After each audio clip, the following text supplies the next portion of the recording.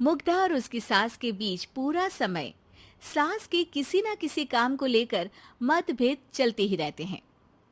बहू, ओ बहू, जरा चाय बना दे। मुग्धा चाय लेकर आती है। ये लीजिए, और कुछ चाहिए?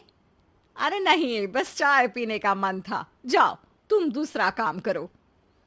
चाय पीने के थोड़ी देर बाद सास दोबारा मुग्धा को आवाज लगाती है। अरे बहू रे, आओ बहू, जरा हलवा तो बना दे, मीठा खाने को मन हो रहा है। इसी तरह मुग्धा की सास पूरा समय कोई ना कोई काम बताकर उसे रसोई से बाहर तक निकलने नहीं देती।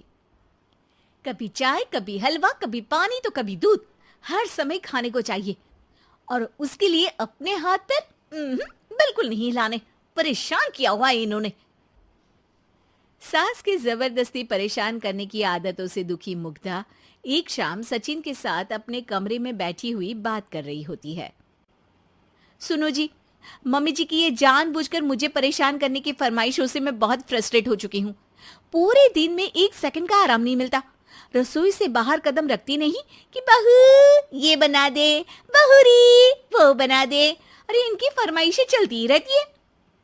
अरे मुग्धा, माँ खाने की शौकीन है, पर उम्र हो चली है, खुद खाना नहीं बना सकती, इसलिए तुमसे बोलती है। अरे तो शौक भी उम्र देख कर रखने चाहिए ना। समझ में नहीं आता, हर समय फेविकॉल का जोड़ लगाए सोफे से चिपके बैठी रहती है। इतना सब डाइजेस्ट कैसे हो जाता है उन्हें? अरे तुम मेरी माँ से इतनी नफरत कैसे कर सकती हो? मैं उनसे नफरत नहीं करती जी, बस परेशान हूँ।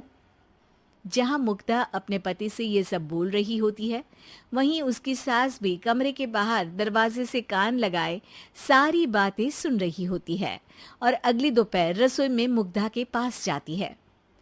बहू, आज ना मेरा कुछ मसालेदार खाने का मन है। तो चाय बना दूं? मुझे बहुत पसंद है। अरे ना, ऐसा कर लिट्टी चोखा बना ले। और हाँ, जितना मसाला बातों में मिलाकर पति को सुनाती हो ना, सब्जी में भी वैसे ही डाला करो, खाना स्वादिष्ट बनेगा। सास की बात सुनकर मुग्धा हैरान रह जाती है। मतलब अब पूरा समय मुझ पर हुक्म चलाने के साथ बंद कमरे में हुई पति पत्नी की बीच की बातें भी सुनती है? अरे बात जब मेरी थी तो सुनने में क्या दिक्कत है? ये कहकर सास वहां से चली जाती है। अरे अब तो हद पार हो गई। इस तरह से तो ये मेरा जीना मुश्किल कर देंगी। मुग्धा सास की हरकतों से परेशान उसका हल सोचने लगती है और इसी तरह कुछ दिन बीत जाते हैं, जिसमें सास का जन्मदिन आता है। मुग्धा बहुत खुशी के साथ अपनी सास को एंड्रॉइड मोबाइल गिफ्ट करती है। मम्मी, आपको सबसे बात करने के लिए बहुत दिक्कत होती है ना? कभी सचिन तो कभी मुझे बोलना पड़ता है, पर इस मोबाइल से आपको कोई दिक्कत नहीं होगी। एक जगह बैठे बैठे बहुत कुछ कर सकती हैं अब आप। मोबाइल देख सासू माँ खुश हो जाती है, पर उसे इस्तेमाल करना तो आता नहीं, इसलिए साइड में रख देती है। जिसे देख मुग्धा घर का सारा काम छोड़ मोबाइल सेट कर सास को इस्तेमाल करना सिखाने लगती है, जिसके बाद अब सास पूरा समय मोबाइल में ही लगी रहती है। हाय, जब से मम्मी को मोबाइल मिला है मेरी लाइफ में कितनी शांति आई है। अच्छा है, इसी तरह बिजी रहे तो मैं भी सुकून की जिंदगी जी पाऊंगी। अब मुग्धा जब मन करे काम करना, जैसा चाहे वैसा खाना बनाकर खाना, पूरा समय रिलैक्स और खुश रहने लगती है। क्या बात है, आजकल तुम बहुत चहक रही हो। अरे मम्मी जी से छुटकारा जो मिला है, अब ना फरमाइशें ना छुप छुप कर बातें सुनना। अच्छा, तो मोबाइल गिफ्ट करने की ये स्कीम थी। इसी तरह दिन बीतते हैं और अब मोबाइल पर लगी सास फरमाइशों की जगह सवालों के लिए बहू को आवाजें लगाना शुरू कर देती है। अरे बहू, सुन तो, देख जरा किसी का फोन क्यों नहीं मिल रहा? रिचार्ज खत्म हो गया है, पर अभी 4 दिन पहले ही तो मैंने किया था। इतनी जल्दी कैसे खत्म हो गया? अरे मैंने कल तेरी कनाडा वाली मौसी सास से 3 घंटे बात की थी ना। क्या? इतना महंगा तो मोबाइल भी नहीं आया जितना महंगा इसका रिचार्ज पड़ रहा है। इसके बाद तो जैसे मुग्धा के दिन के 24 घंटे में से 20 घंटे सास के पास उनके मोबाइल रिलेटेड प्रॉब्लम सॉल्व करने की ड्यूटी ही बन जाती है। अरे मुग्धा, ये मोबाइल में अचानक तेरी मौसी सास की शक्ल क्यों दिखने लगी? और ये तो हिल भी रही है।